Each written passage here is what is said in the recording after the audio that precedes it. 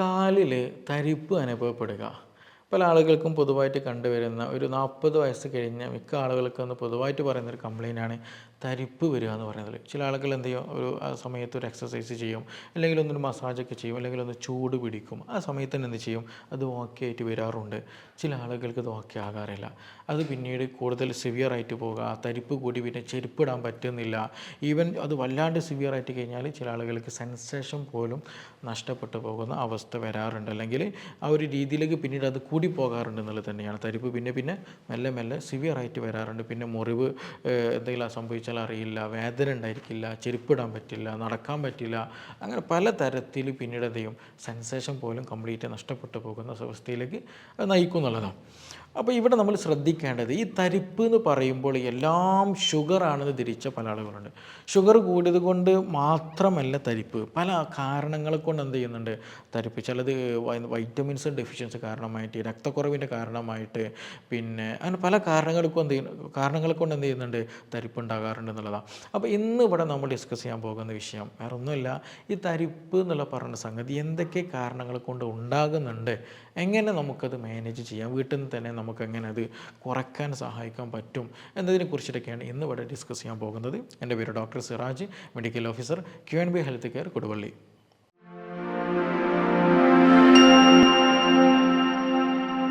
നമുക്കറിയാം, ഈ ഒരു തരിപ്പ് എന്ന് പറഞ്ഞിട്ടുണ്ടെങ്കിൽ വന്നു കഴിഞ്ഞാൽ നമ്മൾ ആദ്യം ഫോക്കസ് ചെയ്യൽ നമ്മൾ എന്തൊക്കെ അസുഖം ഉണ്ടോ നോക്കണം. ഇപ്പോൾ സിമ്പിളായിട്ട് പറയുകയാണെന്നുണ്ടെങ്കിൽ ഇപ്പോൾ ഒരു ഷുഗറുള്ള ആളുകൾ ആദ്യം ഫോക്കസ് ചെയ്യുന്നത് ഓക്കെ തരിപ്പ് വന്നു കഴിഞ്ഞാൽ ഓക്കെ ഷുഗർ വന്നതുകൊണ്ട് എനിക്ക് തരിപ്പ് വന്നെന്ന് പറയും. അതേപോലെ ചില ഇപ്പോൾ നിങ്ങൾക്ക് ബാക്ക് പെയിൻ ഉള്ള ആൾ, ഡിസ്കിന് ചെറിയൊരു ബൾജ് ഉണ്ട്, അപ്പോൾ അവർക്ക് കാലിന് ചെറിയൊരു തരിപ്പ് വന്നാലും ഓക്കെ ഡിസ്കിൻ്റെ ബൾജ് കാരണമായിട്ടാണ് തരിപ്പ് എന്നുള്ള രീതിയിൽ അങ്ങനെ കരുതാറുണ്ട്, അങ്ങനെ വരാറുണ്ട് എന്നുള്ളത് തന്നെയാണ്.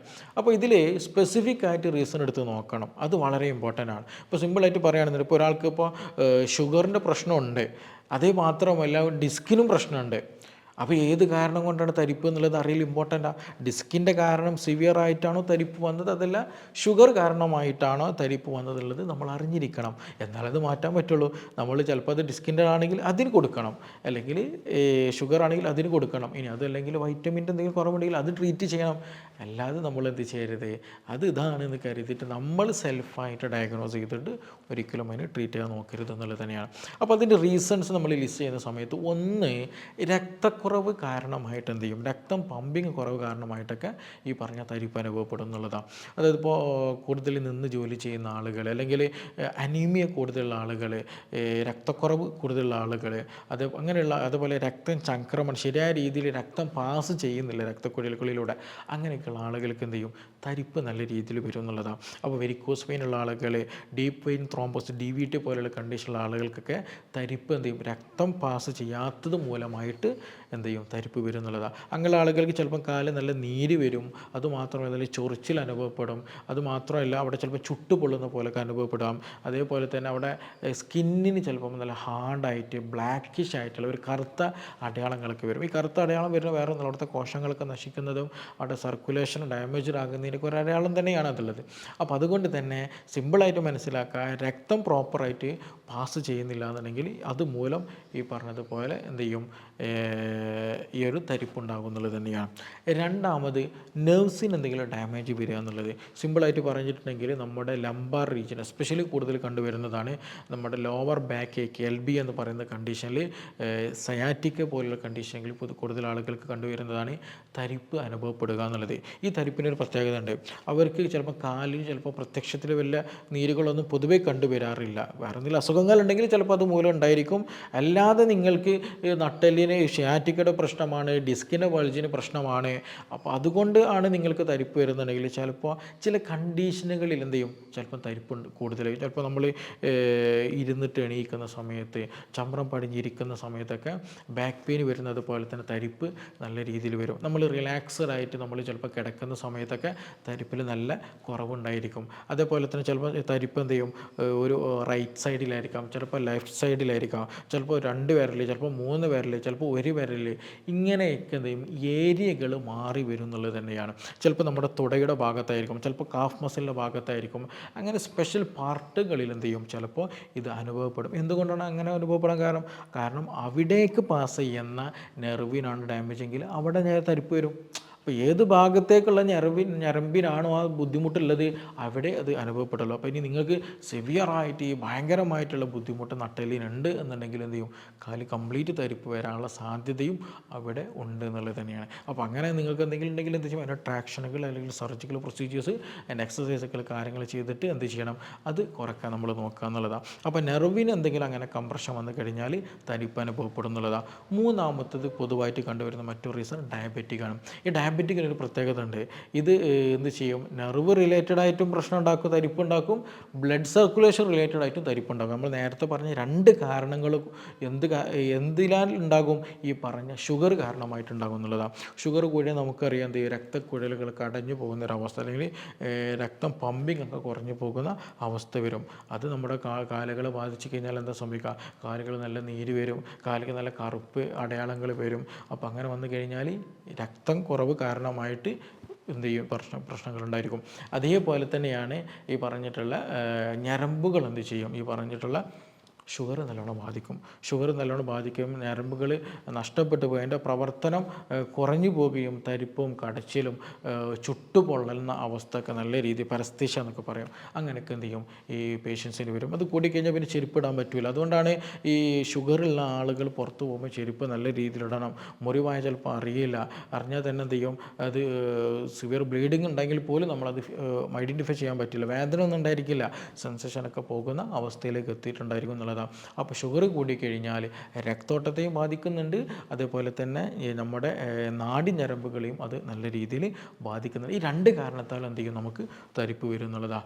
മൂന്നാമത് നമ്മൾ ശ്രദ്ധിക്കാനുള്ളത് വൈറ്റമിൻ്റെ ഡെഫിഷ്യൻസി കാരണമായിട്ട് തരിപ്പ് അനുഭവപ്പെടും എന്നുള്ളതാണ്. അത് എസ്പെഷ്യലി വൈറ്റമിൻ B12 കേസിൽ എന്താ അതിൻ്റെ കുറവുണ്ടെന്നുണ്ടെങ്കിൽ തരിപ്പ് നല്ല രീതിയിൽ വരും. അപ്പോൾ ഞാൻ വീണ്ടും പറയുകയാണ്, നിങ്ങൾക്ക് ചിലപ്പം ഡിസ്കിന് പ്രശ്നം ഉണ്ടായിരിക്കാം, അല്ലെങ്കിൽ ഷുഗർ ഉണ്ടായിരിക്കാം, പക്ഷേ ചിലപ്പോൾ ഇത് രണ്ടും ആയിരിക്കില്ല ചിലപ്പോൾ തരിപ്പിന് കാരണം. എന്തായിരിക്കണം, വൈറ്റമിൻ B12 കുറവ് നിങ്ങൾക്കുണ്ടെങ്കിൽ അതുമൂലം എന്ത് ചെയ്യും, തരിപ്പ് നല്ല രീതിയിൽ അനുഭവപ്പെടും എന്നുള്ളതാണ്. അപ്പോൾ ശരിക്കും പറഞ്ഞാൽ അത് സിംറ്റം നമുക്ക് നമ്മുടെ അനുഭവം ഒന്നാണ്, പക്ഷേ അതിൻ്റെ റീസൺസുകൾ വ്യത്യസ്ത തരത്തിലാണ്. അപ്പോൾ ആ റീസൺസ് ഏതാണെന്ന് സ്പെസിഫൈ ചെയ്തിട്ട് നമ്മൾ ട്രീറ്റ്മെൻറ്റ് കൊടുത്താലേ അത് കറക്റ്റ് മാറിക്കിട്ടുള്ളൂ. അതേപോലെ തന്നെ ഇനി കാലുകളിൽ ആങ്കിൾ എന്തെങ്കിലും ഇഞ്ചുറീസ് അല്ലെങ്കിൽ ട്രോമ എന്തെങ്കിലും സംഭവിച്ച് നെർവ്സിന് എന്തെങ്കിലും ഡാമേജ് ലോക്കലി സംഭവിച്ചു കഴിഞ്ഞാലും തരിപ്പുകൾ അനുഭവപ്പെടും. എന്തെങ്കിലും വീഴ്ചകളൊക്കെ സംഭവിച്ചിട്ട് തരിപ്പുണ്ടാകുന്ന അവസ്ഥകളൊക്കെ വന്നിട്ടുണ്ടെങ്കിൽ അത് ട്രോമാറ്റിക് റിലേറ്റഡ് ആയിട്ട് വരുന്നതാണ്. ഇനി അതും അല്ല എന്നുണ്ടെങ്കിൽ ചിലപ്പോൾ ഒരു മൾട്ടിപ്പിൾ സ്ക്ലിറോസിസ് പോലെയുള്ള കണ്ടീഷനുകൾ, നെർവ്സ് റിലേറ്റഡ് ആയിട്ടുള്ള മറ്റു അസുഖങ്ങൾ വന്നു കഴിഞ്ഞാൽ എന്ത് ചെയ്യും, തരിപ്പും കാര്യങ്ങളൊക്കെ ബുദ്ധിമുട്ടുകളൊക്കെ കണ്ടുവരും എന്നുള്ളതാണ്. അപ്പോൾ നമ്മൾ സ്പെസിഫിക് ആയിട്ട് എന്ത് ചെയ്യണം, എന്താണ് റീസൺ എന്നുള്ളത് ഫൈൻഡ് ഔട്ട് ചെയ്തിട്ട് അതിന് ട്രീറ്റ്മെൻറ്റ് എടുക്കാൻ പാടുള്ളൂ. ഇപ്പോൾ നിങ്ങൾക്ക് നല്ല രീതിയിൽ ഈ രക്തോട്ടത്തിന് കുറവുണ്ട് എന്നുണ്ടെങ്കിൽ എന്താ ചെയ്യേണ്ടത്, അത് രക്തോട്ടം കൂട്ടുന്നതിനുള്ള എക്സസൈസുകൾ ചെയ്യേണ്ടതുണ്ട്. അതുപോലെ കാല് കൂടുതൽ നേരം തൂക്കിയിടുന്ന അവസ്ഥകൾ മാറ്റണം, കൂടുതൽ കാലിൽ ഉയർത്തി വെക്കാൻ ശ്രദ്ധിക്കുക. അതുപോലെ നല്ല ടൈറ്റ് സോക്സുകളൊക്കെ അപ്ലൈ ചെയ്യുക. കാരണം എന്ത് ചെയ്യുക, രക്തം മുകളിലോട്ട് പോകാൻ സഹായിക്കണം. അതുപോലെ കൂടുതൽ മുകളിലോട്ട് മസാജ് ചെയ്യാനൊക്കെ എന്ത് ചെയ്യുക, ശ്രദ്ധിക്കുക. അപ്പോൾ അങ്ങനെ വിൽക്കുന്ന സമയത്ത് എന്ത് ചെയ്യും, രക്തോട്ടം ഒന്നുകൂടെ ഈസി ആവുകയും ആ തരിപ്പ് കുറയാനൊക്കെ അത് സഹായിക്കും. അപ്പോൾ അതുകൊണ്ടാണ് ചിലപ്പോൾ മസാജ് ചെയ്ത് കഴിഞ്ഞാൽ നീര് കുറയുകയും കാലൊക്കെ ഒന്ന് കയറ്റി വെച്ചാൽ ഒരു ആശ്വാസം കിട്ടുന്നതൊക്കെ തരിപ്പിലെ മാറ്റങ്ങളൊക്കെ ആ സമയത്ത് നമുക്ക് കണ്ടുവരാൻ സാധിക്കുന്നുള്ളത്. അതേപോലെ നിങ്ങൾക്ക് ഞരമ്പിന് പ്രശ്നമുണ്ട്, ഡിസ്ക് ബൾജ് ഉണ്ടെന്നുണ്ടെങ്കിൽ അതിൻ്റെ വേരിയേഷൻ അനുസരിച്ച് ചിലത് സർജറി ചെയ്യേണ്ടതുണ്ട്, ചിലത് നമ്മൾ ട്രാക്ഷൻ ചെയ്ത് എന്താ ചെയ്യുക, ആ ടൈറ്റ്നെസ് അത് ഞരമ്പുകൾ എന്താ പറയുക ജാമായി പോകുന്ന ഒരവസ്ഥയാണ്. അപ്പോൾ ആ ജാമിങ് ആ ഒരു പ്രഷർ അവിടെ നിന്ന് കുറച്ച് കഴിഞ്ഞാൽ എന്ത് ചെയ്യും, ആ ഇമ്പൾസ് ഓക്കെ ആയിട്ടിരിക്കും. അപ്പോൾ ആ തരിപ്പ് കുറയുന്നുള്ളതാണ്. അപ്പോൾ അതിന് വേണ്ട എക്സസൈസുകൾ നമ്മൾ ചെയ്യേണ്ടതുണ്ട്. അതുമാത്രമല്ല ഈ പറഞ്ഞ വെയിറ്റ് എടുക്കൽ, പൊണ്ണത്തടിയുള്ള ആളുകൾക്കുണ്ടെങ്കിൽ തടി കുറയ്ക്കൽ, ഇതൊക്കെ വളരെ ഇമ്പോർട്ടൻ്റ് ആണ്. അതുപോലെ തന്നെ നമ്മൾ എന്ത് ചെയ്യണം, വൈറ്റമിൻ B12 വൈറ്റമിൻ B6 ഒക്കെ നമ്മൾ മെയിൻറ്റെയിൻ ചെയ്യേണ്ടതുണ്ട്. അപ്പോൾ നിങ്ങൾക്ക് ഇടയ്ക്കിടയ്ക്ക് വയറിൽ പുണ്ണ് വരുന്നുണ്ട്, വായിൽ പുണ്ണൊക്കെ വരുന്നുണ്ടെങ്കിൽ B12 കുറവ് ഉണ്ടാകാനുള്ള സാധ്യത വളരെ കൂടുതലാണ്. അപ്പോൾ അത് നമ്മൾ നിർബന്ധമായിട്ട് ശ്രദ്ധിക്കുക. ഇനി ചില ആളുകളുണ്ട് നമ്മൾ ടൈറ്റായിട്ടുള്ള ഡ്രസ്സുകൾ ധരിച്ചിട്ടുണ്ടെങ്കിൽ എന്ത് ചെയ്യും, ഈ പറഞ്ഞതുപോലെ ആ ഒരു സമയത്ത് തരിപ്പ് അനുഭവപ്പെടും. കാരണം ടൈറ്റായിട്ട് ഡ്രസ്സ് ധരിച്ചാൽ എന്താ സംഭവിക്കുക, രക്തോട്ടമൊക്കെ കുറയും, ചിലപ്പോൾ നെർവ്സിനൊരു കംപ്രഷനൊക്കെ വരും. അങ്ങനെയൊക്കെ വന്നു കഴിഞ്ഞാൽ തരിപ്പ് വരും. അത് വേറെ എന്തെങ്കിലും അസുഖ കാര്യങ്ങളൊന്നുമല്ല, അത് ആ ഒരു സമയത്ത് അവിടെ ഒരു ടൈറ്റനിങ് വരുന്ന സമയത്ത് എന്ത് ചെയ്യണം, ലോക്കലി തരിപ്പ് വരുന്നതാണ്. ഇപ്പോൾ ചില ആളുകളൊക്കെ എന്ത് ചെയ്യും, നമ്മൾ കൂടുതൽ നേരം ഇരുന്ന് കഴിഞ്ഞാൽ എന്ത് ചെയ്യും, തരിപ്പ് വരാറുണ്ടല്ലേ. എന്തുകൊണ്ട് അങ്ങനെ വരുന്നത്, ഒന്ന് ഈ പറഞ്ഞതുപോലെ ചില ചിലപ്പോൾ നെർവിനൊരു കംപ്രഷൻ വന്ന് പോയി ഏതെങ്കിലും പോയിന്റിൽ. ഇനി അതും അല്ലെങ്കിൽ എന്ത് ചെയ്യും, രക്തോട്ടത്തിൽ ചെറിയൊരു കുറവോടെ വരുന്ന സമയത്തും തരിപ്പ് അനുഭവപ്പെടും. അപ്പോൾ അങ്ങനെയുള്ള ആളുകളൊക്കെ നിർബന്ധമായിട്ടും എക്സസൈസുകൾ നല്ലോണം ചെയ്യുക എന്നുള്ളത് തന്നെയാണ്. ഡിഫറെൻറ്റ് പൊസിഷനിൽ നമ്മൾ ഇരിക്കുക എന്നുള്ളതാണ്. എസ്പെഷ്യലി നമ്മൾ കൂടുതൽ സെഡൻറ്ററി ലൈഫുള്ള ആളുകളൊക്കെ കാലുകൾ മടക്കിയിട്ടും അതേപോലെ നിവർത്തിയിട്ടും ചുരുക്കിയിട്ടൊക്കെ ഇരിക്കാൻ നമ്മൾ ശ്രദ്ധിക്കണം. കാഫ് മസിൽ നല്ല രീതിയിൽ സ്ട്രെങ്തനിങ് കൊടുക്കണം, എക്സസൈസുകൾ നല്ല രീതിയിൽ കൂട്ടണം. അതുപോലെ വെരിക്കോസ് പ്രശ്നമുള്ള ആളുകൾ അതിന് ട്രീറ്റ്മെൻറ്റ് എടുക്കേണ്ടതുണ്ട്. അപ്പോൾ ഇതിന് സ്പെസിഫിക് ആയിട്ടുള്ള ഒരു ഫോക്കസ്ഡ് ആയിട്ടുള്ള ഒരു ട്രീറ്റ്മെൻറ്റ് പോവുകയാണെന്നുണ്ടെങ്കിൽ ഇത് നല്ല രീതിയിൽ നമുക്ക് എന്ത് ചെയ്യാൻ പറ്റും, കുറച്ച് കൊണ്ടുവരാൻ പറ്റും എന്നുള്ളത് തന്നെയാണ്. ഈ പറഞ്ഞതുപോലെ മസാജ് ചെയ്യുന്ന വിഷയങ്ങളാകട്ടെ, കാല് ഉയർത്തി പിടിക്കുന്നതാകട്ടെ, അതൊക്കെ നമുക്ക് എന്ത് ചെയ്യാം, വീട്ടിൽ നിന്ന് തന്നെ ചെയ്യാൻ പറ്റും. ഒരു ഡോക്ടറുടെ അല്ലെങ്കിൽ മറ്റൊരാളുടെ സഹായം പോലും ഇല്ലാതെ തന്നെ നമുക്ക് എന്ത് ചെയ്യാൻ പറ്റും, പലതും ചെയ്യാൻ പറ്റുന്നതാണ്. അപ്പോൾ ഈ വിഷയത്തിൽ നിങ്ങൾക്ക് എന്തെങ്കിലും സംശയങ്ങളുണ്ട്, കൂടുതലൊക്കെ അറിയാനൊക്കെ താല്പര്യമുണ്ടെങ്കിൽ താഴെ തന്നിട്ടുള്ള നമ്പറിൽ ബന്ധപ്പെടാവുന്നതാണ്. നമുക്കിനി മറ്റൊരു ഇഷ്യൂമായി ബന്ധപ്പെട്ടിട്ട് വീണ്ടും കാണാം. താങ്ക്